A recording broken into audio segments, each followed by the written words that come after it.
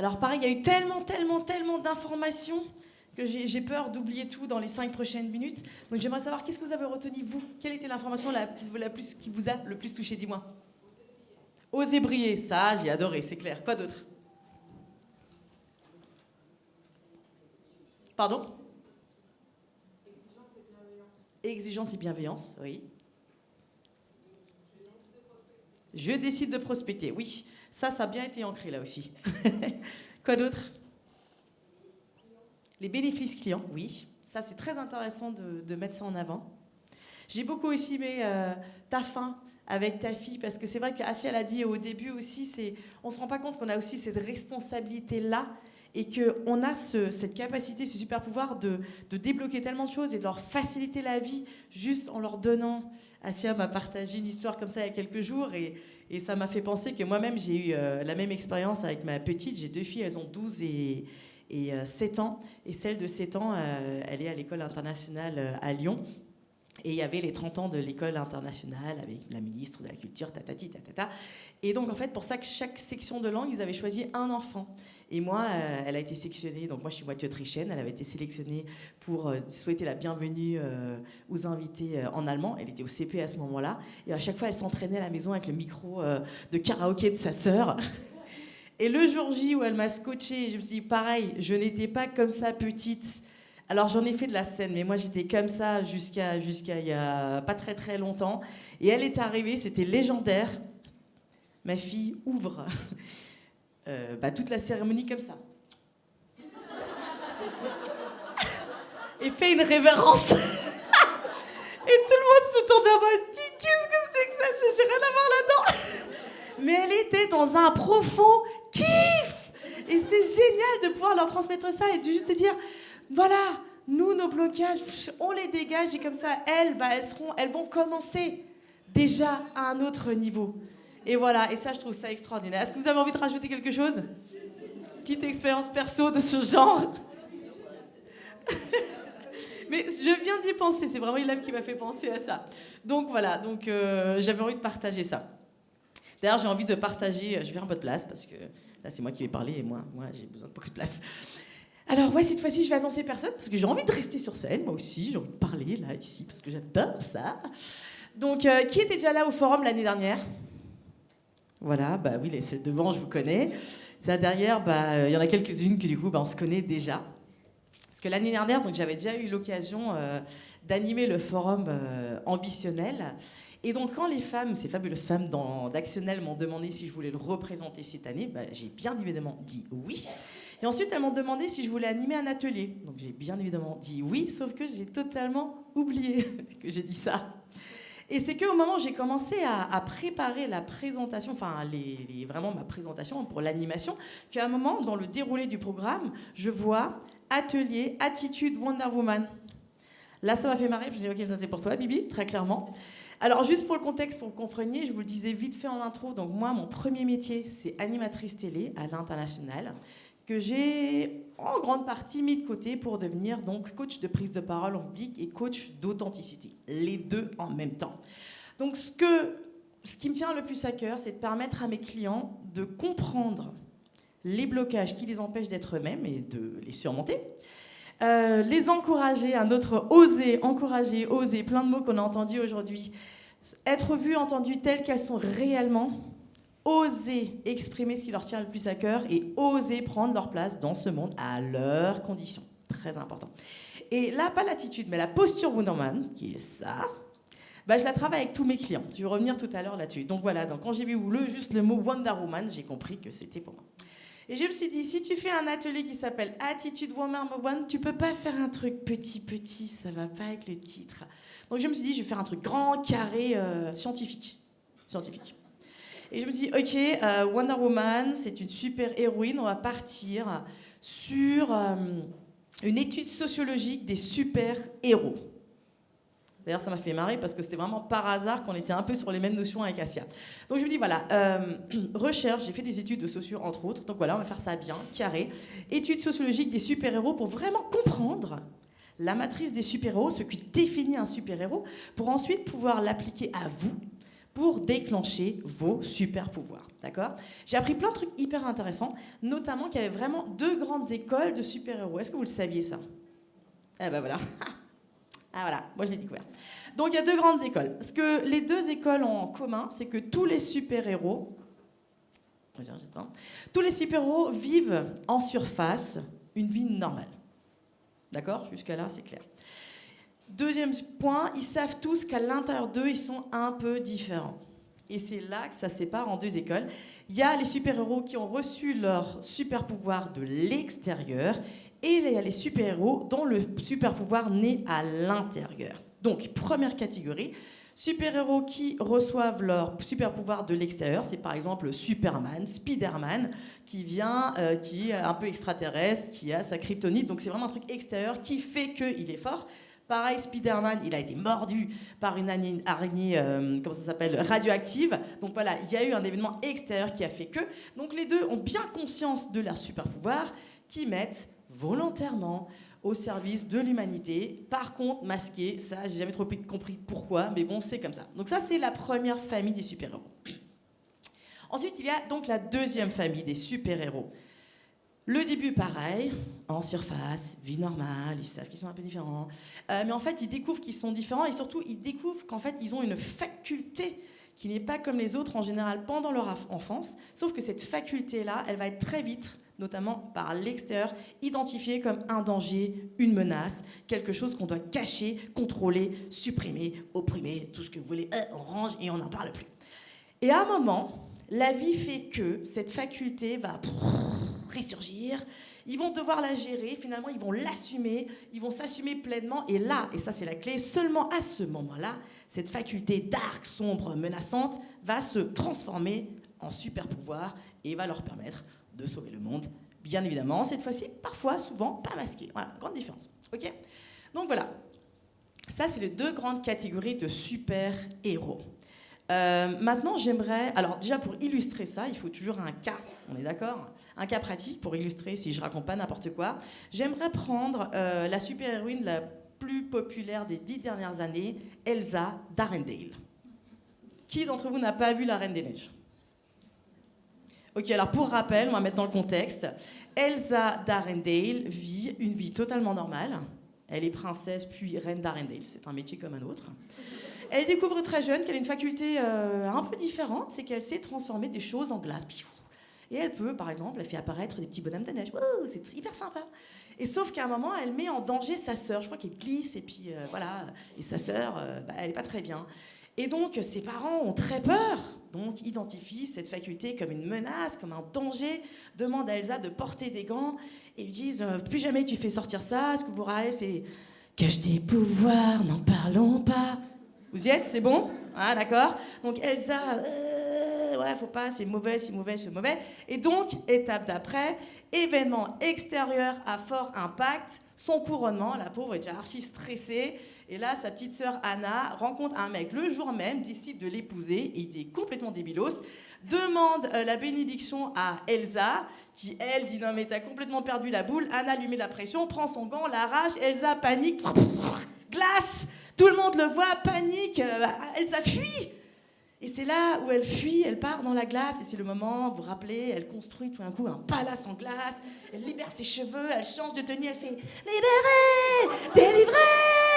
On y est ? Nanana, merci. Et c'est là qu'elle assume, elle dit « Plus jamais, nanana, je serai pleinement moi-même, le front est vraiment pris la liberté, j'ai réussi à dire ça. » Voilà, et elle ferme la porte et elle tourne la porte. Et elle décide d'être pleinement elle-même, Elsa décide d'être pleinement elle-même, et bien évidemment, en assumant ça, à la fin du film, c'est grâce à cette capacité qu'elle va sauver Arendelle, happy ending du super-héros. Voilà, donc ça c'est Elsa. Maintenant, on va l'appliquer à vous. Alors moi, j'ai pas envie de savoir si vous êtes une super-héroïne. Peut-être que vous vous en doutez, moi je le sais. Moi, j'ai plus envie de savoir à quel niveau de votre développement de super-héros et super-héroïne vous situez pour qu'on puisse vous donner un petit coup d'encouragement si nécessaire. Donc, déjà, première étape. Alors, vous allez me répondre par oui, par non. Même schéma. Hein. 1, est-ce que, en surface, vous vivez une vie normale ? Oui. Ouais. Déjà, un bon indice. Est-ce que vous savez à l'intérieur de vous-même que vous êtes un peu différente?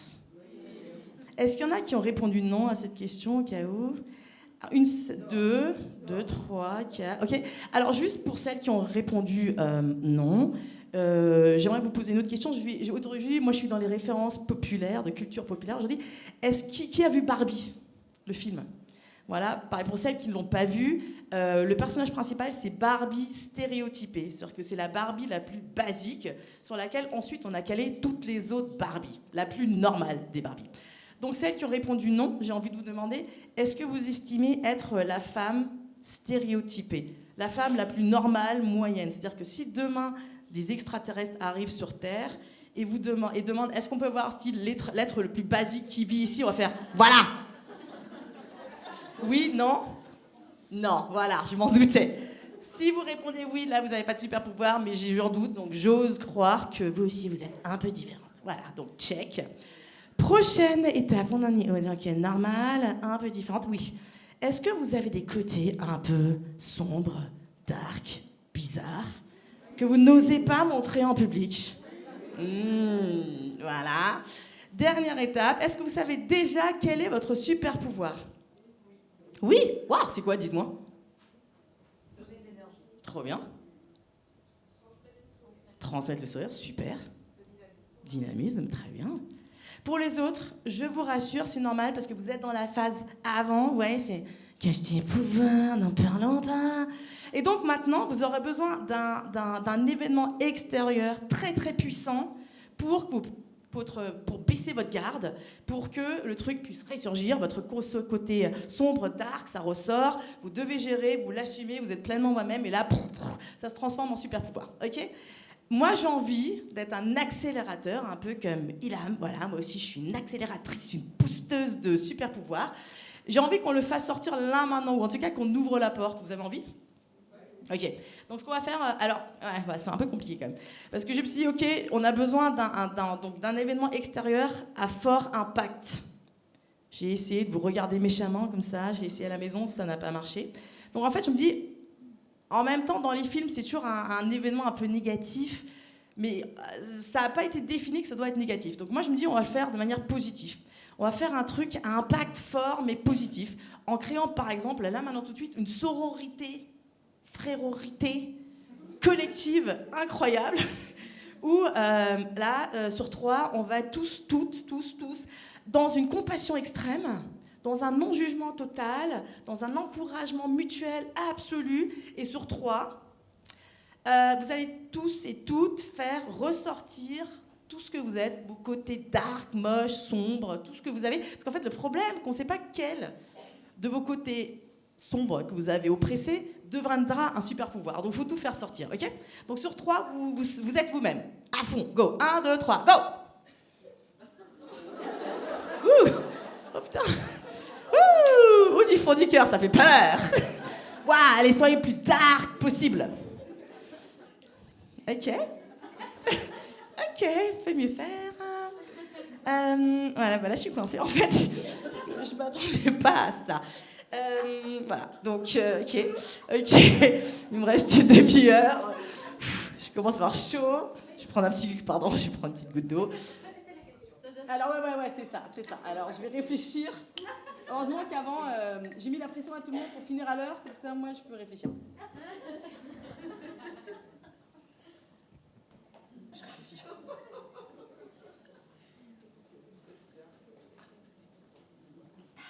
Bon, ok, c'est bon. On reprend. Je réfléchis. Ouais, en fait, non. Non, ça va pas le faire. Ouais, voilà. Non, je réfléchis toujours. Est-ce que quelqu'un, par exemple, avant pitcher ou avant, quand vous étiez encore, ou peut-être vous êtes toujours salarié, avant un entretien d'embauche ou avant pitch, quelqu'un vous a dit, vous étiez en stress et quelqu'un vous a dit allez, sois juste toi-même, ça va bien se passer. Ouais, et à ce moment-là, en fait, ça voulait absolument rien dire pour vous. Merci, tu me rajoutes un stress parce que je me rappelle plus de mon nom. Ou il y a un autre truc un peu similaire. Il y a ce thème récurrent de film qui, moi, m'énerve profondément. Vous connaissez tous. Il y a ça dans plein de films. Vous avez un personnage principal qui doit, à un moment, faire un speech. lors du mariage de sa sœur, à la fac, à l'école. Et il ou elle sait pas trop quoi dire. Et pendant tout le film, le personnage va se prendre la tête là-dessus. Et bon, il va se passer plein de choses, plein de remises en question, tchac, tchac, tchac, des tartes de la vie, tout ça. Et après arrive le jour J. Et là, le personnage principal arrive avec ses notes, commence son speech avec ses notes, récite. Et là, hésite, lève la tête, regarde le public, voilà. Respire un bon coup, jette ses notes. Et là, ce qui suit, c'est le speech le plus parfait que vous puissiez imaginer. Genre, chaque mot qui sort de sa bouche et de la musique, ça s'enchaîne de manière absolument parfaite. Enfin, genre, le truc est profond, émotionnel. C'est juste parfait. Et vous, devant votre télé, vous avez une petite larme comme ça, parce que c'est vraiment touchant. Et en même temps, parce que vous savez très très bien, au fond de vous, que dans la vraie vie, ça n'arrivera jamais. Jamais. Ça vous est déjà arrivé de faire ça? Ah d'accord. Ouais, moi aussi je lâche mes notes tout dire. Non, ça n'arrivera jamais. Et vous savez pourquoi en vérité? Parce qu'on est programmé pour ne pas être authentique devant les autres. C'est vrai, on est programmé pour pas être nous-mêmes devant les autres. C'est nul, mais c'est comme ça, je vais faire comme ça, c'est fin. Voilà, salut. Voilà, non, c'est vrai. Et pourtant, on aurait tellement besoin d'être nous-mêmes pleinement, notamment en tant qu'entrepreneur. En tant qu'entrepreneur, vous et votre projet, en général, vous ne faites qu'un. Ou plutôt, votre projet, c'est un peu votre essence. Genre, le projet est né parce que vous êtes vous. Personne d'autre, par votre projet, votre idée, exactement de la même façon. En fait, c'est comme un chaudron magique. Dedans, vous mettez vous. Là, il y a votre personnalité, tous vos bons côtés, il y a vos valeurs, vos passions, vos envies, vos besoins, vos peurs, vos côtés moches, dark, tout ce qu'il y a. On mélange tout ça et à un moment, grâce à tout ça, émerge une idée. C'est magique quand même. C'est un peu vraiment, c'est comme votre bébé. Et là, vous avez d'abord une petite idée. Et après, alors c'est marrant, je dis ça parce que la majorité de mes clients sont des entrepreneurs et souvent c'est un peu la même histoire. Donc ils ont cette idée et timidement, ou moins timidement, ils commencent à en parler autour d'eux, d'abord à leurs conjoints, à leurs amis. Et il y a toujours la même réaction. Waouh, mais en fait c'est une idée de malade. Tu vas changer le monde ou au moins ton quartier. Enfin j'en sais rien, mais il faut que tu en fasses un truc. Et donc voilà, encouragés par tout ça, ils vont commencer cette idée à la transformer en projet. Et ce projet va grandir. Ça sera comme un bébé. On va en prendre soin. Et à un moment, ce bébé, il faut qu'il quitte la maison. C'est le moment, on va devoir se confronter au monde extérieur, aller chercher des financements, pitcher. Et là, tout ce chaudron magique qu'on avait qui a créé l'idée, on aimerait bien qu'il soit là le jour du pitch. On aimerait bien être là face aux gens et leur exprimer toute notre passion et leur exprimer tout notre cheminement et le pourquoi, du comment et ma peur qui a fait que tatati tatata pour qu'ils comprennent tout ça, la profondeur. Et sauf qu'on arrive au pitch et là, physiquement, ça va plus trop. On se rappelle vaguement de notre nom. Ce projet, on l'a déjà complètement zappé. En fait, ce qui va rester souvent, c'est juste le truc qu'on a appris par cœur. Ça devient des mots qu'on essaye de réciter parce qu'il faut s'accrocher à quelque chose. Donc ça va être juste, ok, j'ai préparé mot, virgule, mot, point, mot, point d'interrogation, pause, mot, paragraphe. Et on continue comme ça jusqu'à la fin. Et à la fin, on est complètement en apnée, on est sous choc, on se rappelle même plus comment ça s'est passé. On a besoin d'une personne extérieure qui nous dit « Ouais, finalement, c'était pas mal » pour qu'on recommence à respirer. Mais on est tellement loin de qui nous sommes, de la personne qui a inventé ce super projet. Moi, je vous dis, on n'est pas fait pour être authentique devant les autres. Et pourtant, en fait, votre super pouvoir... Alors oui, vous avez tout votre super pouvoir individuel, et tous. Mais en fait, le super pouvoir que vous avez vraiment tous en vous, je vais pas vous dire, c'est d'être vous-même. Non, c'est la capacité, en fait, de devenir vous-même pleinement. Et je vais vous expliquer pourquoi c'est un super pouvoir. Parce que quand vous êtes en phase avec vous-même, quand déjà, vous vous connaissez, quand vous savez qui vous êtes, c'est un processus, hein. C'est pas pouf, Elsa et c'est là. Non. C'est du temps. On va découvrir qui nous sommes, en bien, en mal, en tout ce que vous voulez. Et ensuite, en fait, on construit notre autorité personnelle là-dessus. Et quand tout d'un coup, on construit notre autorité personnelle là-dessus, c'est-à-dire qu'on va se dire, mes valeurs, c'est ça et ça. Et aujourd'hui, c'est ça qui compte pour moi. Mais en fait, ça devient un super pouvoir parce que tout d'un coup, vous vous détachez du regard de l'autre, qui devient moins important. Et quand vous vous détachez du regard de l'autre, en fait, vous êtes libre. Et quand vous êtes libre, bah là, tout devient possible. Et ça, c'est un super pouvoir. Et c'est ça que j'aimerais débloquer avec vous aujourd'hui. J'aimerais juste, avant qu'on débloque quoi que ce soit, vous expliquer pourquoi, justement, je vous ai dit plusieurs fois, on n'est pas programmé pour être libre, pour être nous-mêmes face à l'autre. Il faut déjà comprendre pourquoi, parce que souvent après, par exemple, voilà, on va pitcher, on va être super en panique, on va être complètement vain, et mentalement, on va se dire, non mais attends, j'ai pas de raison, arrête. Ouais, mais en fait, vous n'êtes pas programmé pour. Et en fait, pour le comprendre, je vais vous expliquer de manière très simplifiée et tribalisée pourquoi. Si on remonte au début de l'humanité, en fait, tout est en lien avec notre rapport à l'image, la nôtre et celle des autres. Si on remonte au début de l'humanité, en fait, et à l'époque, on avait une espérance de vie un peu plus courte, et on a été vraiment exposé quotidiennement à des situations de vie et de mort. Aujourd'hui, c'est un peu plus détente quand même. Et quand quelqu'un arrivait vers nous avec une grosse machine, en mode en fait, il fallait qu'on se positionne très rapidement face à cette situation-là. Et donc, on a développé tout un tas de critères de sélection pour pouvoir dire bien, mal, danger de mort, reproduction. Et c'est comme ça qu'on a commencé à juger les gens.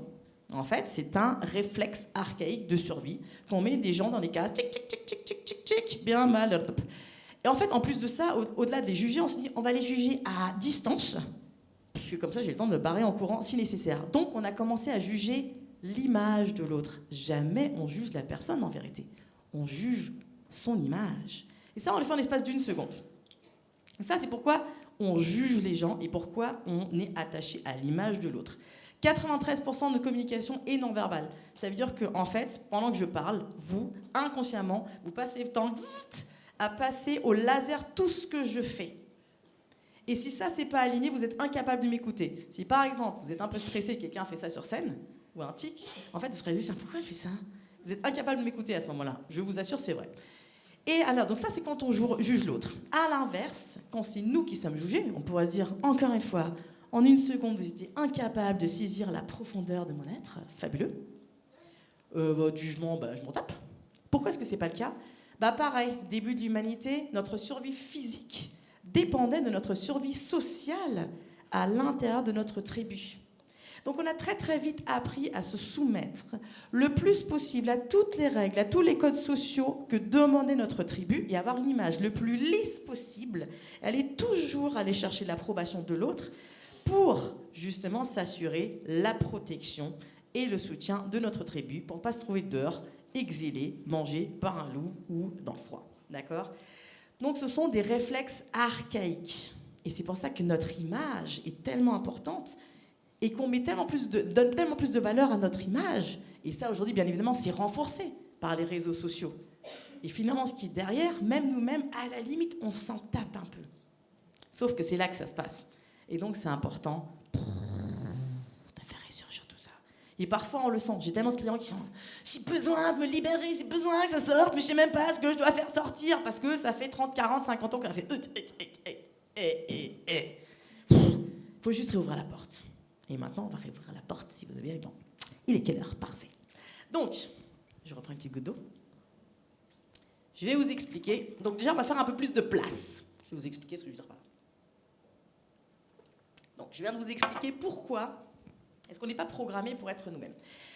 Et pour être sûr qu'on ne soit pas nous-mêmes face aux autres, on a développé des mécanismes de défense archi puissants à l'intérieur de nous-mêmes. Je répète, à l'intérieur de nous-mêmes. C'est-à-dire que la seule personne qui vous empêche vraiment d'être vous-même, c'est vous-même.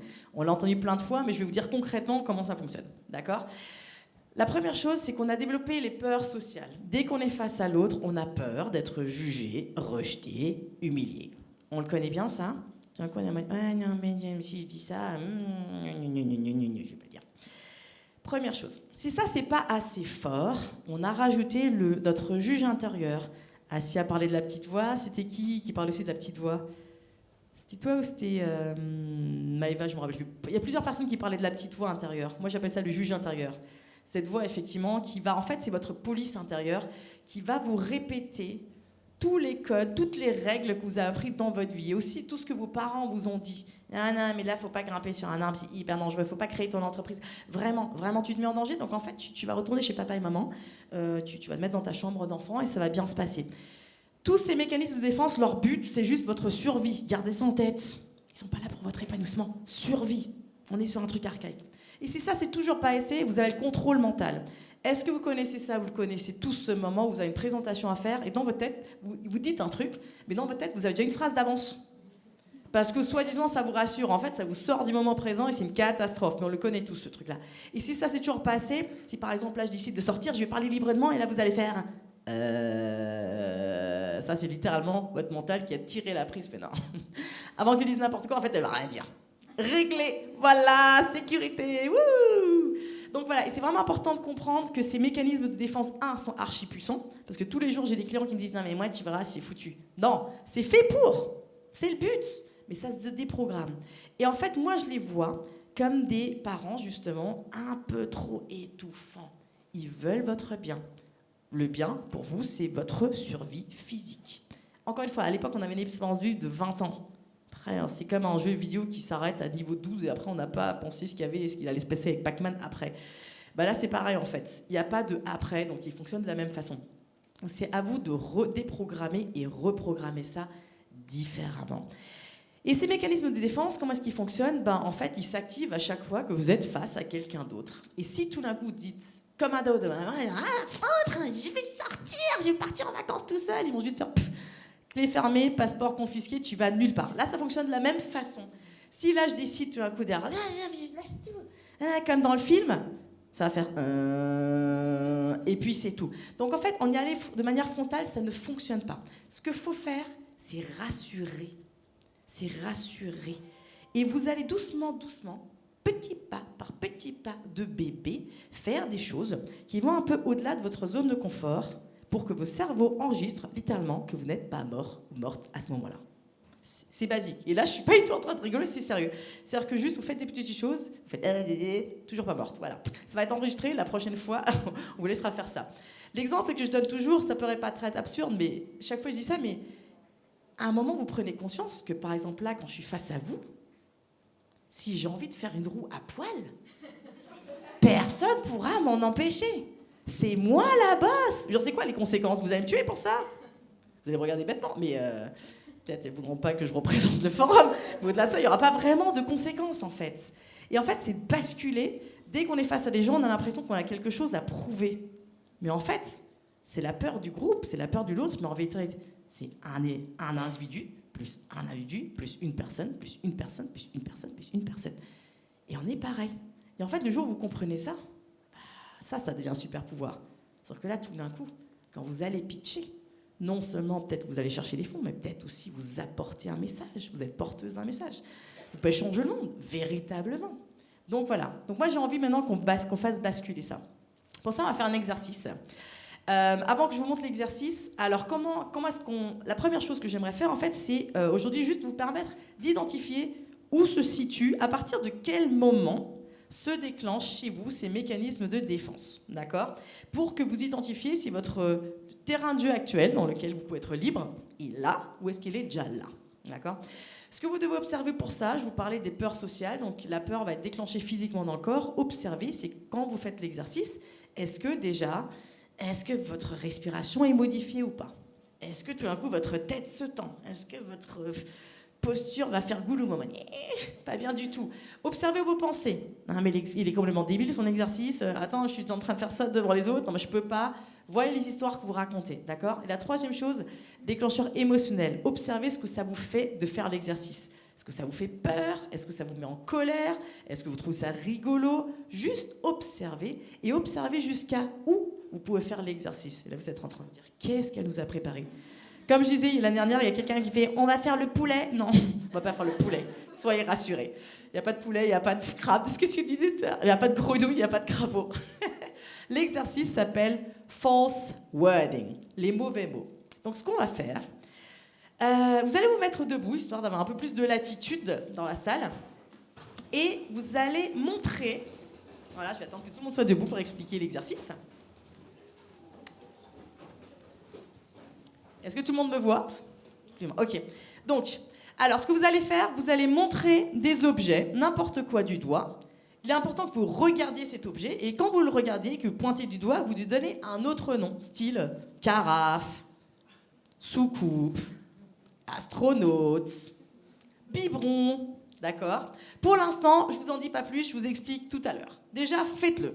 Go! Et bien à voix haute.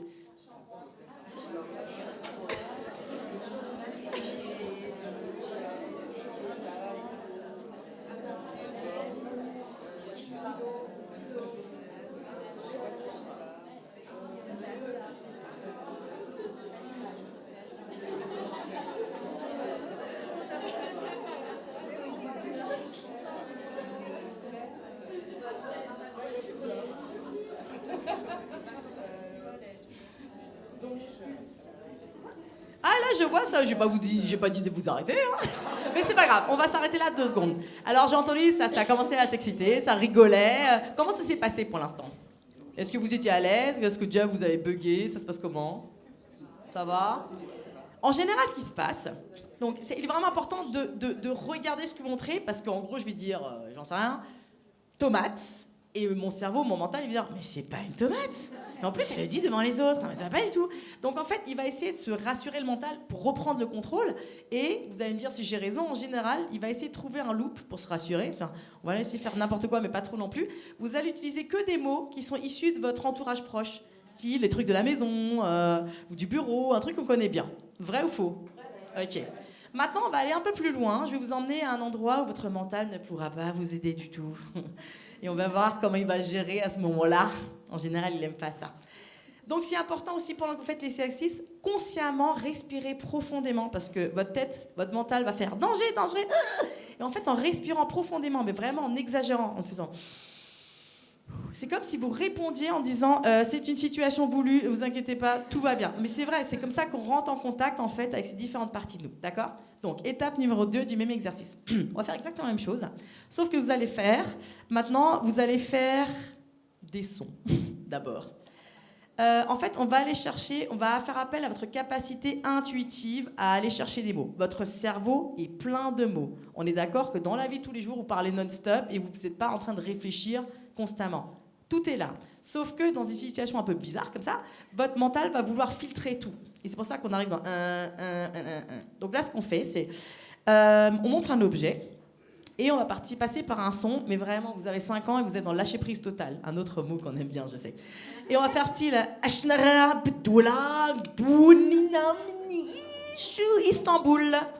Je ne sais pas de quelle partie de mon cerveau est ici ce mot, d'accord? Le but, alors plusieurs choses. N'essayez pas de chercher le mot. Si vous êtes en mode, faut que je trouve un mot, là c'est le mental, ça ne marchera pas, d'accord? Si vous essayez de faire un son dit propre, socialement acceptable, style ba, ça ne marchera pas. Cet exercice marche uniquement si vous lâchez prise. Voilà, essayez, vous faites des sons, vous avez 5 ans, vous n'avez rien à perdre, on est plein, dans le même cas. Allez-y, et observez jusqu'à où vous pouvez aller. Ok, go!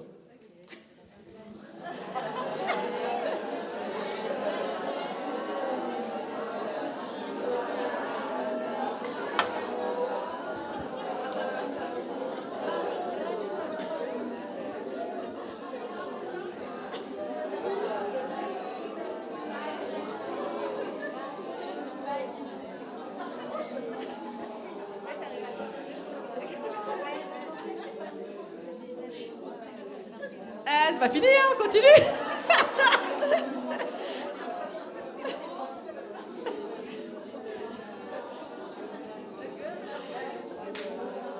Ok, et on respire un bon coup. Alors déjà, c'est hyper drôle de voir ici, mais surtout, je vois plein de riveriens en mode « Arrête, s'il te plaît !» Alors, qu'est-ce qui s'est passé? Déjà, est-ce que vous avez réussi à le faire? Est-ce que vous avez réussi à faire le bruit? Différents bruits. Est-ce que vous avez réussi à sortir un mot à la fin? Ouais, ok. Peu importe jusqu'à où vous êtes arrivé dans cet exercice-là, ce qui est important, c'est que votre cerveau va enregistrer que vous n'êtes pas morte. C'est vraiment basico-basique, d'accord? Et en fait, la prochaine fois, plus vous allez vous exposer à ce genre d'exercice, plus en fait, tous ces mécanismes de défense vous lâchent la grappe, littéralement, parce qu'ils vous font confiance. Ils savent que vous allez gérer si vous allez un petit peu hors cadre ou hors norme. Il y a juste un petit exercice que j'aimerais partager avec vous, au cas où vous ennuyez demain ou cet après-midi, ou ce soir.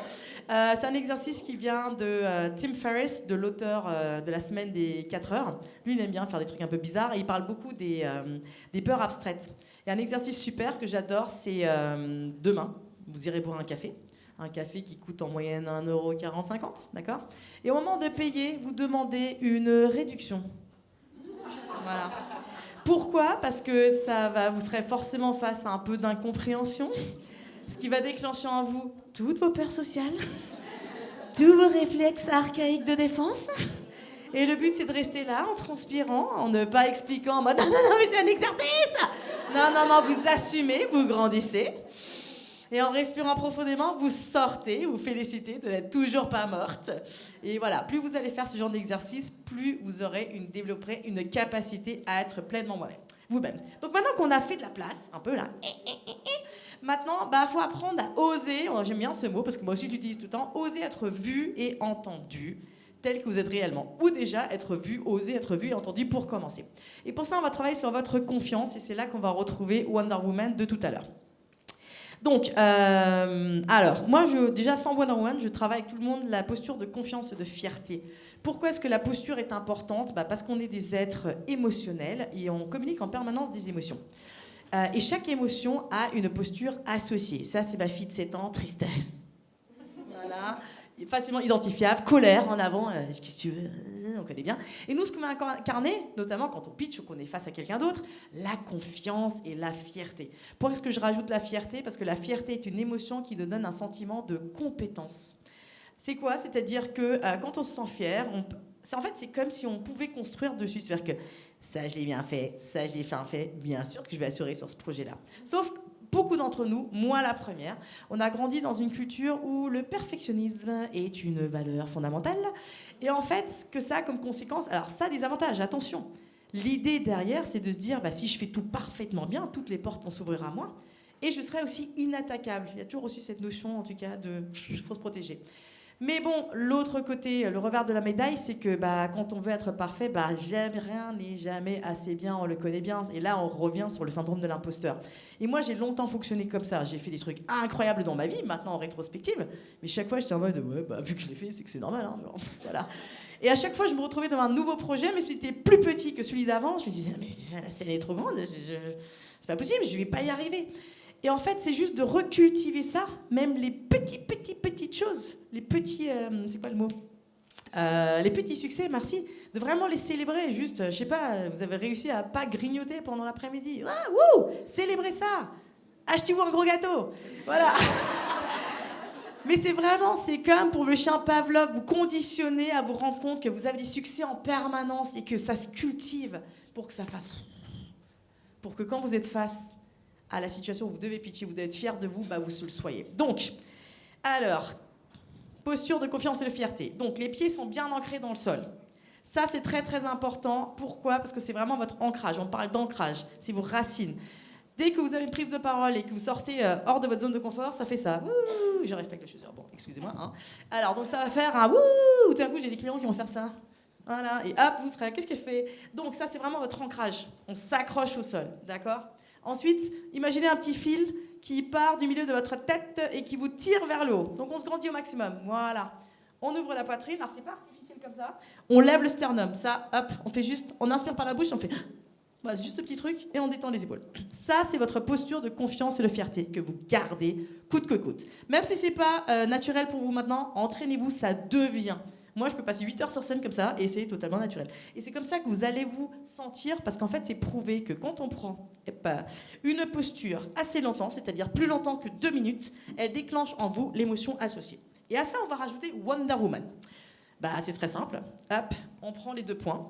Et là, c'est des points de puissance, parce qu'on est sur une posture de puissance. C'est pas du mannequinat. Puissance. Tu m'en colles une, je t'en colle une. D'accord? Hop, on met sur les hanches. Et là, du coup, vous êtes obligé de vous grandir encore plus pour dégager votre tête. Là, vous êtes beaucoup plus grand et 3 fois plus large. Ah pardon, mettez les 2 mains, hein, c'est juste parce que moi j'ai le micro. Parce que je vois plein de gens qui font ça. Les 2 mains, hein. Wonder Woman, elle a 2 bras, sauf que moi j'ai un micro. 2 bras, hein. Voilà. Donc on fait Wonder Woman. Je vous le fais 2 fois parce que sinon la moitié va faire avec un bras. Donc on est sur ça, d'accord? Donc on va rester comme ça pendant un petit moment pour vraiment induire ces changements physiologiques en vous. Ce que fait cette posture aussi, c'est qu'elle travaille sur votre notion de prise de place. Notamment les femmes, on a beaucoup de problèmes avec cette notion de prendre notre place. Et il y en a plein qui ont vraiment eu cette... Alors, hommes aussi d'ailleurs, non, je raconte n'importe quoi, parce que pour le coup, c'est vraiment les deux. Souvent, on a cette idée que si on prend notre place, on prend la place de quelqu'un d'autre. C'est faux. Vous voyez bien que là, vous êtes tous 3 fois plus larges et vous avez assez de place. D'accord ? On va faire un petit test. Doucement, vous allez faire comme ça. Et n'esquivez pas. Juste voyez, est-ce que vous avez... peut-être qu'il y en a un qui va descendre, peut-être que vous allez décaler. Mais il y a assez de place pour tout le monde. Et en restant comme ça, j'aimerais juste que vous observiez en vous, qu'est-ce qui se passe quand vous êtes comme ça, tout grand, tout beau, tout... Alors, j'ai juste une petite question, pendant que je vous pose cette question. Non, je pose question dans la question, je raconte n'importe quoi. Je voulais juste préciser, pardon. C'est prouvé aujourd'hui scientifiquement que les gens qu'on estime importants, c'est-à-dire qui déclenchent en nous le respect sans qu'on ait rien fait, prennent plus de place. C'est pas une question de taille, c'est vraiment une question de comment est-ce que je remplis l'espace. Donc, remplissez cet espace, continuez. Je vous ai pas dit d'arrêter. Et voilà, observez, alors arrêtez juste de bouger, mais restez en mode Wonder Woman et observez qu'est-ce que ça vous fait d'être comme ça. Sans le dire, juste pour vous. Respirez profondément. Est-ce que vous êtes à l'aise ? Ou est-ce que vous vous sentez ridicule ? Est-ce que vous n'avez pas une naturelle, c'est complètement débile ton truc ? Observez, parce que ce sont des histoires, c'est des croyances qui sont ancrées en vous, d'accord ? Et d'ailleurs, il est 30, c'est parfait. La dernière chose que j'aimerais vous faire, la dernière chose qui vous empêche aujourd'hui de franchir la porte vers vos super pouvoirs, ce sont ces fameuses croyances limitantes qu'on se répète en permanence. Donc pendant que vous restez avec Wonder Woman, j'aimerais juste terminer, parce que là on a osé être vu, faut aussi être entendu. En fait, j'ai juste envie qu'aujourd'hui, verbalement, on se donne la permission d'être nous-mêmes et de faire plein de trucs bien. Donc avec moi, façon Alléluia, on va faire un truc bien, vous allez répéter tout ce que je vais dire. Donc vous allez déjà commencer par dire « Aujourd'hui, je me donne la permission d'être moi-même ». Allez avec moi. Aujourd'hui, je me donne la permission d'être moi-même. Je me donne la permission de briller. Je me donne la permission de briller. Je me donne la permission d'être grande et grand. Je me donne la permission d'être moche. Je me donne la permission d'être dark. En fait, je me donne la permission de faire ce que je veux. Et donc, je me redonne la permission d'être pleinement moi-même. Et sur ça, vous vous applaudissez très très fort parce que c'est vous les héroïnes. Merci beaucoup.